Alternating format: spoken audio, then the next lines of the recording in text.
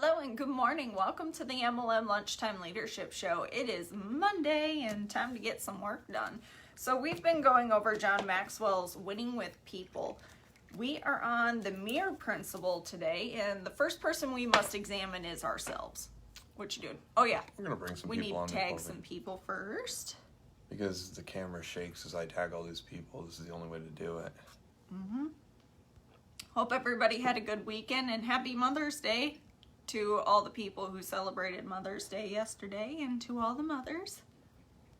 Hopefully you guys are having good weather where you're at.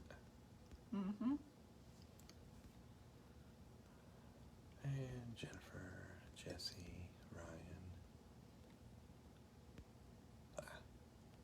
Don, how are you? What's happening? The world's opening back up. Time to get stuff done. I know retail opens today, and I think restaurants maybe? Oh, retail opens today? I think retail opens today. We're going shopping. We're going to go buy some stuff. It's the American way.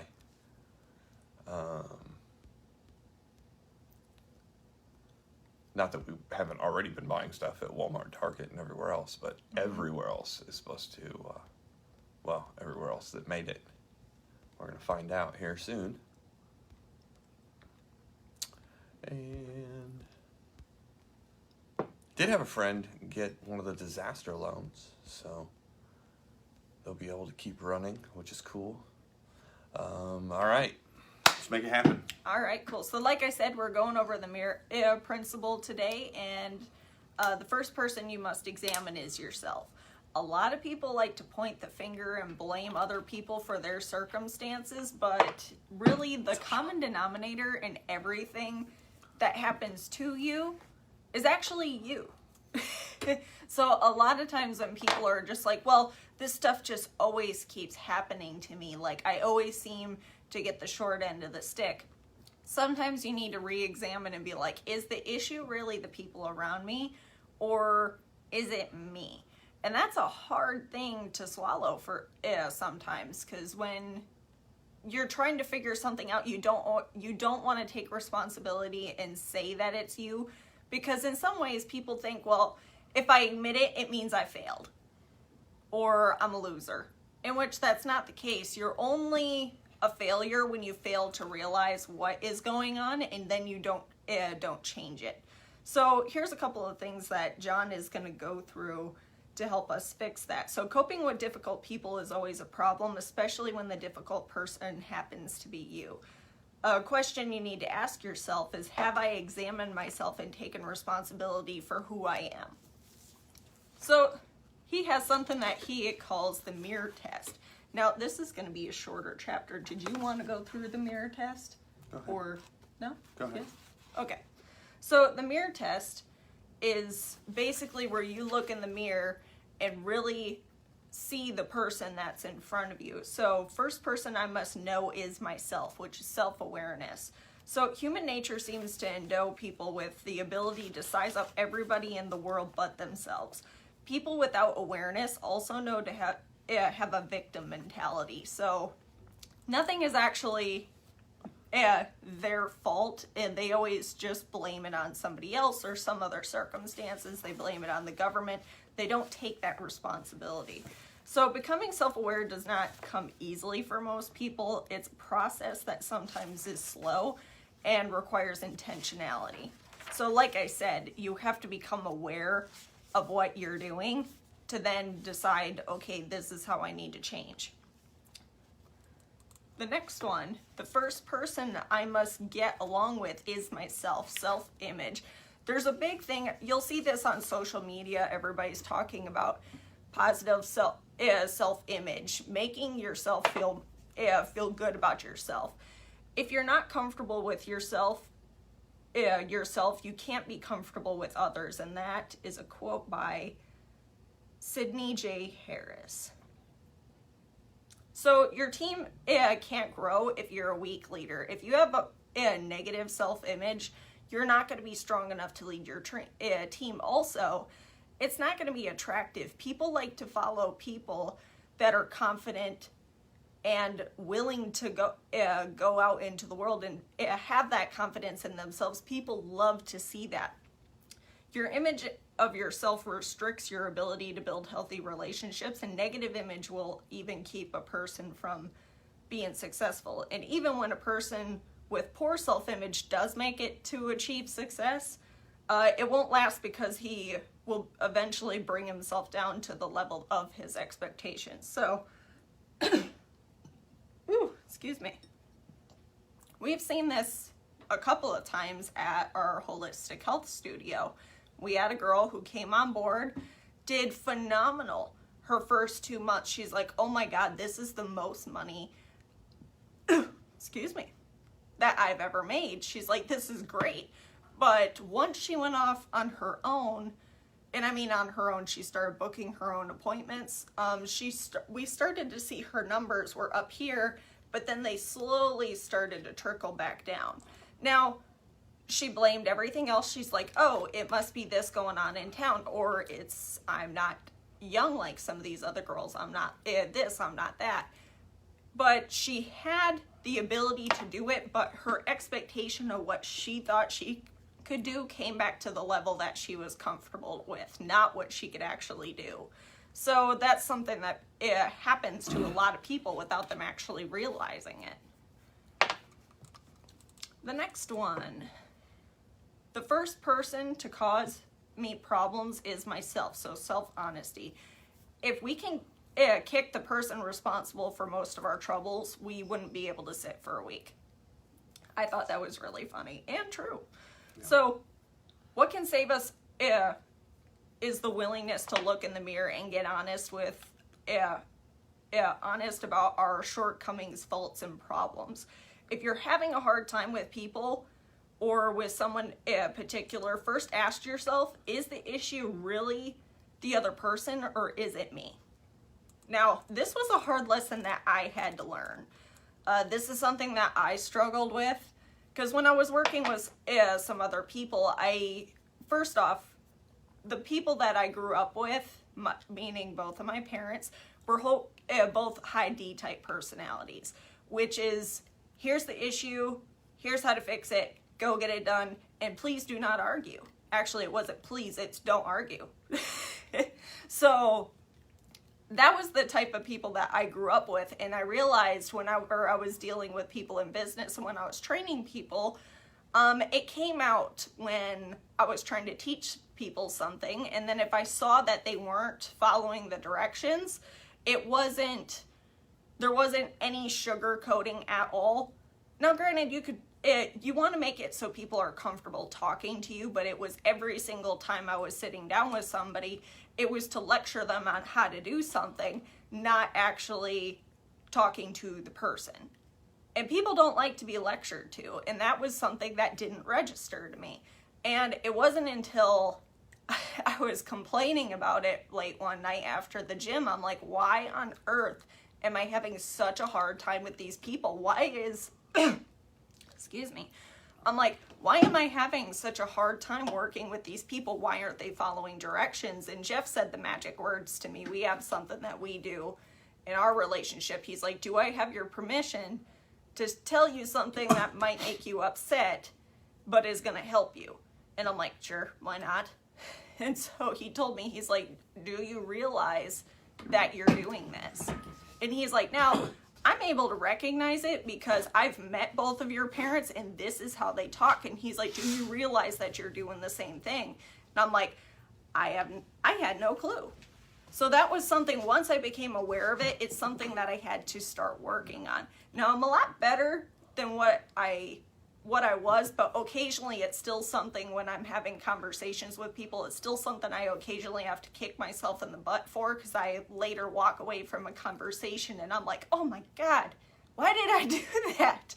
So when you're trying to break a habit, it's very hard to break, but once you're conscious of it, you have to start working. Otherwise, it's never going to improve. So that's something that I personally had to work on.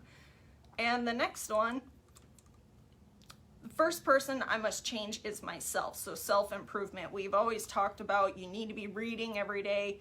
You need to be listening to something every day. And that's the only way that you're going to grow. So self-improvement never stops. You always have to continue growing. There's always something you can learn. And then, this was something I really liked out of this chapter. A script of Westmere Abbey is, this is something that was written in a tomb of an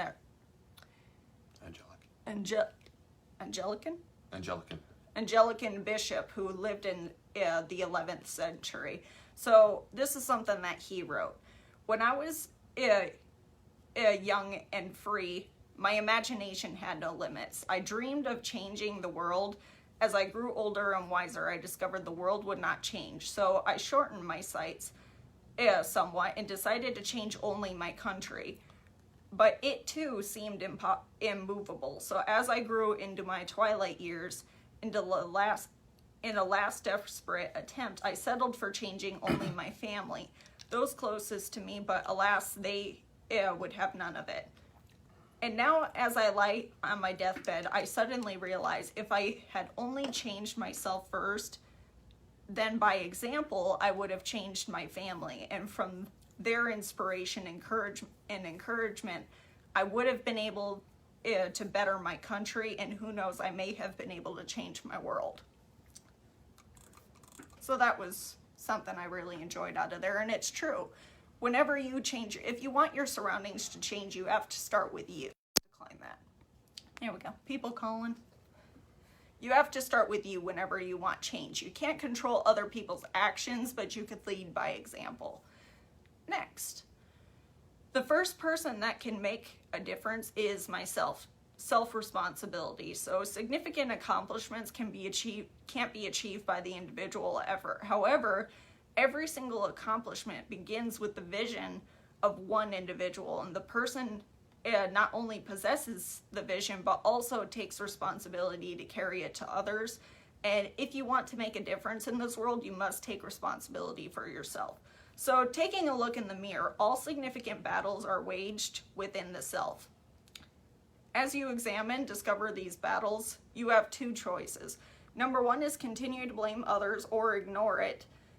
And number two, take responsibility and begin to change. I wrote it down into a list of what exactly I wanted to change, because if you just think about it, there's really no incentive to actually follow through with it. When you are serious about making a change for your life and then who you want to be, you want to put it on paper and be like, you know what?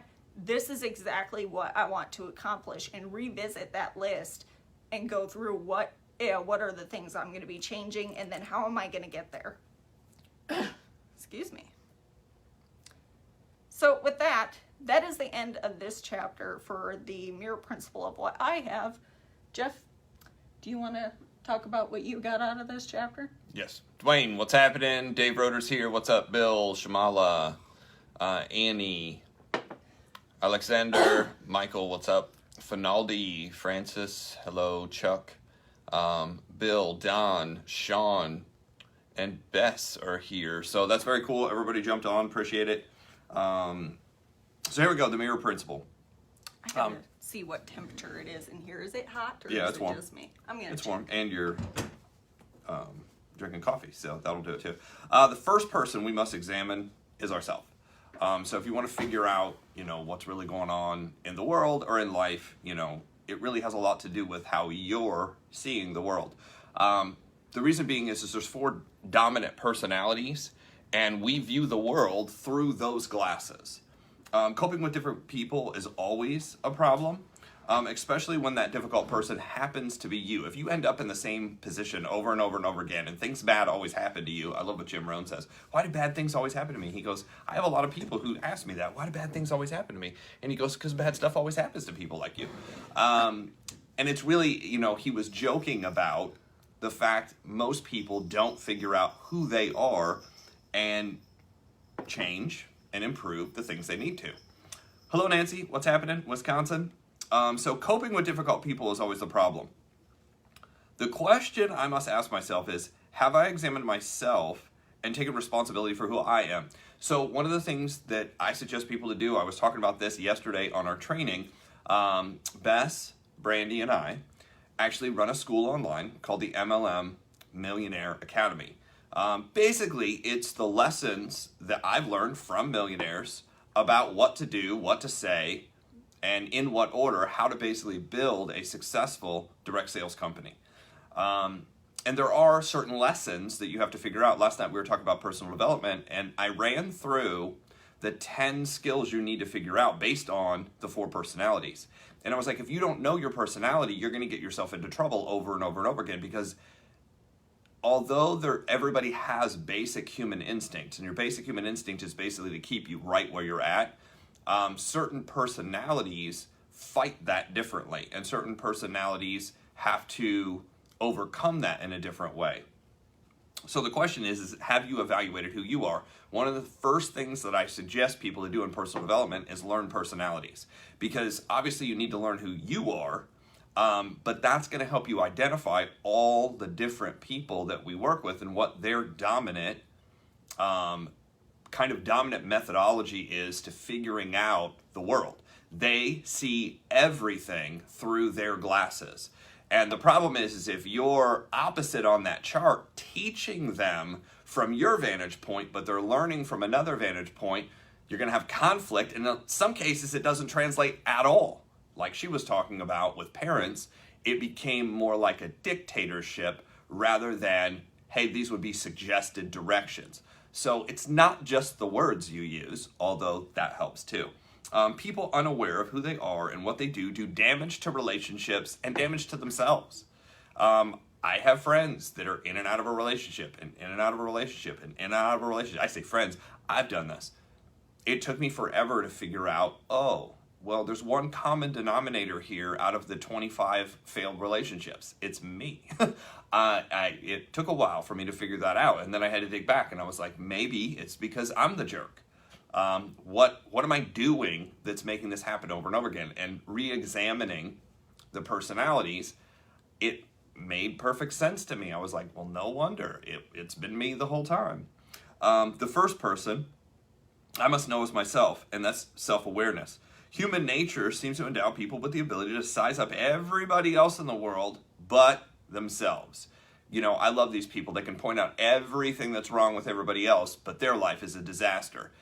You know, focus more on fixing you than anything. Jim Rohn says it this way. He goes, work harder on you than you do on anything else. Work harder on you than you do on your job. Work harder on you than you do on your business. If you work harder on you, fixing you, everything else gets better. There's a cool saying that says, with the rising tide, all ships rise, because that's kind of how it works. You know, when you raise who you are, your self-esteem, everything else seems to get better around you. Did everything else change? Not so much. You changed. The first person I must get along with is myself. I think it's more than just get along with. Yes, you have to get along with yourself, but at the same time, you have to find a way to believe in you. Because if you can't believe in you and you go out and try to do this type of work inside of direct sales, network marketing, whatever you want to call it, and you don't have belief in you, and you're trying to give that to somebody else. By the way, if you've never heard this, sales is a transfer of emotion. Sales is a transfer of emotion. Recruiting is a transfer of belief. I believe that I can do this, and I believe that you can do this. If we do it together, then we can make it even farther. Emily's here. Hello, Jim. How are you? From Memphis. Hopefully everything's going well down in Tennessee. So the first person I have to get along with is myself.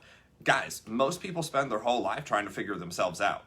And by the time they have figured themselves out, unfortunately, a lot of people, even if they've figured themselves out, they still don't believe in themselves. Why? One of the reasons, if you look at human psychology, from 0 to about 7, we build our subconscious mind. And from 0 to 7, who are we usually around? We're around parents, we're around guardians, we're around, close family, close friends, maybe a babysitter, depending on how you grew up. I mean, everybody's different. But the average kid hears the word no somewhere between 40 to 60,000 times from 0 to 7. The word no, don't, you can't, you shouldn't. And some of it makes sense. Don't go touch the hot stove. Don't go outside. Don't run in the street. It totally makes sense. But they only hear the word yes about 5,000 times. So are we not being pre-programmed to not do stuff, don't do stuff, don't go. It's implanting that subconscious thing. I do have a friend, in the industry that, wrote that in a book and then went on to basically teach his kids, specifically his one daughter. And what he decided to do was reinforce it. And he's like, well, if I said this 10 times a day, that yes, you can, yes, you can, yes, you can. He goes, I can supplant that into their subconscious early on. And because he had read that, again, he figured out who he was first. And once you figure out who you are and you understand personalities, and you understand basic human instinct, and you understand a little bit of human psychology, which wouldn't be bad things to figure out, right? None of that's taught in school, by the way. And I mean, general school. I mean, yes, you can go on to, into psychology, but I'm like, general, they're not teaching this. You learn those personalities, then you have the ability to influence people from that 0 to 7. Now, what's interesting is from 7 to, I'm trying to do the math, not 21, 7 to 14. I can't add this morning. I kept saying 7 to 21, but it's 7 to 14. From 7 to 14, you basically develop logic and reason. The problem is, even if it's logical, your emotions will override it. And we've all seen this. Well, I knew the right thing to do was this, but I felt. That feeling thing, that's your subconscious mind basically taking over. And that's why we make stupid decisions and, and we go in the wrong direction and we date the wrong people and, all the other things. We emotionally break out or emotionally explode on somebody and we're like, what's wrong with us? If you are not comfortable with yourself, you cannot be comfortable with others. You had said that earlier. If you don't believe in yourself, you will basically sabotage relationships. For 2 reasons. People don't realize this. There's actually 2 reasons. You'll sabotage relationships, first of all, if you don't understand who you are and you don't believe in yourself, then you don't believe you're worthy of the relationship. That's number 1. Number 2 is if you have a relationship and it's the same, if you understand basic human instinct, if you understand human psychology, the first basic human need is the need for security, the need for everything to stay the same. The second basic human need in psychology is variety. Some people sabotage the relationship because they're bored. Literally because they're bored. Also, a deeper level, if they were in a bunch of relationships that had already been sabotaged, they're going to do the exact same thing. So you have to look into who you are, how did you grow up, and figure some of this stuff out.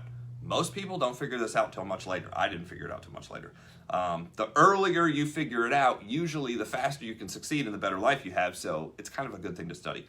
The law of the lid, no matter how hard you work, you can only go as far professionally. You can't go that far professionally if you're a poor leader.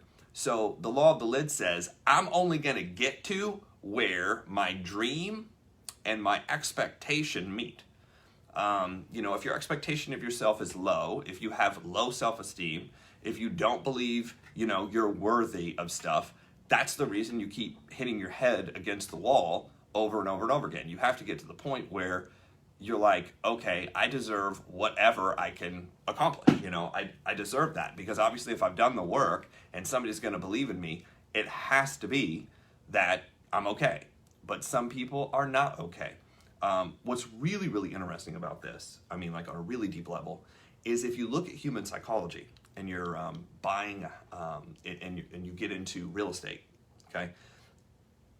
Most real estate agents sell in the price range of the houses they grew up in. And I was just like, I heard that and I was like, oh, wow, you're right. Why is that? It's belief factor. It's comfortability. Going back to that basic human instinct, what you're comfortable with, you'll surround yourself with. It's pretty interesting. Sometimes I'm depressed because my stepchildren almost don't care about me much. Their mother never. So it sounds like they're transferring their negativity towards you. And that happens a lot inside relationships, which isn't a good thing, but it does happen. The first person to cause me problems is myself. So understanding personalities. Another thing is to understand, there's a book written called Seven Types of Genius or 7 Kinds of Genius.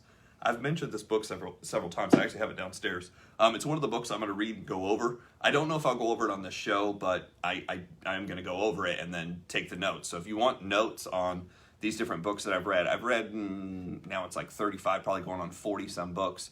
I have my notes, and what I'm doing is I'm putting them into a autoresponder. So when somebody signs up for it, like day 1, they'll get the first book. Day 2, they'll get the second book. And it's just all the notes that we're going over here. So we just started this, so there's only 2 books in there. What was the first book we went over? The first book was, oh goodness. It was a Maxwell book, Success Journey. Yep. And then the second book was Be Obsessed or Be Average. And then there'll be this book in there next. So if you want those notes, we'll put the link and you can sign up and get those notes. But I'm going to eventually put all these books in there. So that way, because I've had a lot of people ask me, they're like, well, so you've read all these books, like, you know, what did you think? Here's the reason I do this. And I learned this from somebody I dated who got straight A's at UCLA. And I was like, well, if you got straight A's at UCLA, and you passed, she went to an accelerated program to pass her nursing degree in like 14 months, which by the way is fast. I was like, holy crap. I was like, how'd you do that? She's like, well, every time I read anything, I took notes into the computer and then I emailed them to myself. That way, anytime I was anywhere, I could always recall those notes. I was like, well, that's genius. I was like, that would have been helpful at school too. We didn't have computers or cell phones or any of that growing up, but that would have been a good thing. Drake, what's going on? I saw that wheelie, by the way. It's kind of awesome. The first person that can make a difference is myself. Self-responsibility. So here's the thing. If you don't understand your personality and you don't have belief in yourself, you will not take on responsibility. And if you don't take on responsibility, then you can't become a leader. Why is that? Because leaders are responsible. They're responsible for themselves first, and then they have to be responsible for other people. Lead yourself first, then you have the ability to lead others. The reason why most of us have such a hard time leading and getting into these higher positions and building bigger teams is because of that belief factor and then becoming responsible for what's going on. Most of us aren't responsible for what we're doing, let alone anybody else. So every significant accomplishment begins with the vision of one individual. That person possesses the vision and takes responsibility for carrying it on to others. So ask family and friends about good habits. What are my good or bad habits? This could be scary. What I would do is pick a couple people. I'd pick whoever you're closest to, like friend. Then I would pick, a family member you grew up with that maybe you're not so close with. And then I would pick somebody who worked in a leadership position or is successful that you worked around, and those are the people to go to. That's where I want the most advice, is somebody who's already successful at where I'm at. They're going to see things completely different. Also, before you do that, can you identify what personality they have? Because based on the personality they have, they could just be saying nice things because they like to keep things nice based on their personality. They're not telling you necessarily a lie, but they are going to lean towards telling you what you want to hear, not what you need to hear. 3, list your strengths and weaknesses. Do you have more wins or more losses in life? I think it's all in how you write it down and what you want. Most of us, and I'll tell you this for sure, every successful person has more losses than they do wins. Most people don't think that. Because here's the deal. When you win financially because you're responsible, it overrides all the other mistakes that the normal person would have picked up and been able to see. But because you have an enormous money, you have the ability to influence people, and sometimes people overlook that. So it's kind of really interesting when you dig into the psychology behind that. How is your past coloring your future? Your past will color your future based on how you look at your past, not based on your past. For instance, we all have heard stories of like the Oprah Winfreys of the world. If you hear stories of Floyd Mayweather would be another great one. If you hear stories, I'm just trying to think of some of the people. Abraham Lincoln's a great one that's, mentioned in a lot of books of all the failures and all the crazy stuff that happened. By the way, Floyd Mayweather grew up with I want to say it was 7 or 8 brothers and sisters in a 1-room house. And was it Memphis or was it was Tennessee? I know that. And he grew up in a one-room house. They had no electricity. They had no running water. They were on, government assistance. And here's a guy who went on. I mean, he's nearing $1 billion in net worth. And it's, I'm not saying he's a great guy by any means, but figured out finances. Because he has flaws too, just like everybody. I'm not here to point out his flaws because I have so many of them. It would override even what he's done. In what area do you need the greatest growth? What is your plan to improve it? And working harder on the BS that you try to get around is probably the key to success. Like all the stuff that you think you probably don't need to work on, that's really a lot of times the stuff you need to work on. Well, no, I need to get better at this or that. Well, actually, better at understanding personalities, better at understanding the people around you, better at raising your self-esteem. If you can raise people's self-esteem, everything gets better. Like everything around you. Like if we did nothing but do that, people commit crimes a lot of times based on how they felt about a situation, and they're retaliating. They're trying to get back. In a lot of cases, violence and little kids. So when little kids act out, I don't know why I remember this specifically from actually the book, How to Win Friends and Influence People was Dale Carnegie. But he does talk about that in there too. That a lot of times you'll find that violent criminals were acting out and basically trying to get attention. That's what they're trying to do. So as a little kid, you act out, you cry, you throw things down, you throw a fit. You're trying to get attention. The problem is adults grow up and they can't figure out that there's other ways to communicate because they were never taught the tools. So what is the fastest way to get attention? Be violent. The older you are, be violent. So a lot of times you'll see these people acting out and they've done these horrible, horrible things. They were acting out to get attention. It's really a self-reflection of who they were on the inside, what they were going through, what they were feeling on the inside. Does it justify it? No. Is it okay? No. But that's what's happening. So it is something to kind of look into. With that, that's all I got for today. So amazing book. Of course, we're going to go a little bit deeper into the psychology end. And, I just mentioned stuff from other books that I've read. The other book was How to Have Power and Confidence in Talking with People, Les Giblin. That was the other book that came from. So How to Win Friends and Influence People in that book both reference the same thing about people acting out in violence. And then Tony Robbins goes into an entire section of it when he talks about the 6 basic human needs and the need for significance, the need for control, the need for variety, and the need for significance and attention kind of combined together, and that's why people act out. What people say and do is none of my business unless you're paying my bills. Yeah, especially when you're presenting. If they're like, well, my opinion of this is, and I was like, well, I don't want your lifestyle, so I'm not really interested in buying your opinion. But absolutely, great one, Dave. So with that, guys, that is a wrap. I appreciate it. Tomorrow we're going over, what's the next one? The next one is... The pain principle? Yep, the pain principle. So if you guys would like the notes, I'm going to put a link in the comments below so you could go subscribe to that. Also, if you guys would like to follow us on YouTube, we're going to be uploading all these videos there. So if you would like to go back to a book that we've already done, you're welcome to do so. So with that, have a happy Monday, and we will see you tomorrow. Awesome.